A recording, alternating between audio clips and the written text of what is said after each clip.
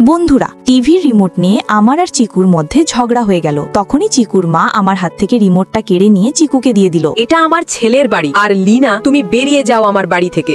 এই কথা শুনে আমার খুব খারাপ লাগলো, আর তখনই আমি বাবাকে নিয়ে বাড়িতে চলে এলাম। তারপর মনে মনে ঠিক করলাম আমি একটা নতুন টিভি কিনবো। এই জন্য আমি দৌড়ে চাচার কাছে গেলাম আর চাচাকে বললাম আমিও আপনার সঙ্গে মাঠে কাজ করতে চাই। লিনা, তুমি তো নিজেই একদম চিকন পাতলা, তোমার পক্ষে মাঠের কাজ সম্ভব না। তখন আমি চাচাকে আমার ভয়ঙ্কর বডি দেখালাম, আর চাচা আমার বডি দেখে বেশ ইমপ্রেস হলেন। তিনি আমাকে মাঠে কাজ করতে নিয়ে গেলেন। খেতে সব কাজ করে আমি আর চাচা বিকেলে বাড়ির পথে রওনা দিলাম।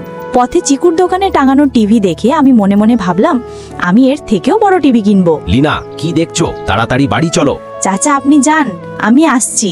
আমি লিনার জন্য আজ সুস্বাদু খাবার রান্না করি, কারণ আজ লিনা সারাদিন মাঠে কাজ করেছে। চাচা, আমি খাবার তৈরির জন্য প্রস্তুতি নিচ্ছি। লিনা, তুমি কি করছো? তোমার খাবার বানানোর প্রয়োজন নেই, আমি তোমার জন্য সুস্বাদু খাবার বানিয়েছি। আমাকেও একটু খাবার খেতে দাও না প্লিজ। ঠিক আছে, এসো মাদ্দপি, তুমিও আমাদের সঙ্গে খেয়ে নিও। খাবারটা সুস্বাদু হয়েছে তো? হ্যাঁ চাচা, খাবারটা খুব সুস্বাদু হয়েছে। লিনা, তোমার জন্য একটা বড় সারপ্রাইজ আছে। দেখো, এই টিভিটা আমি তোমার জন্য কিনেছি। ধন্যবাদ চাচা আপনাকে।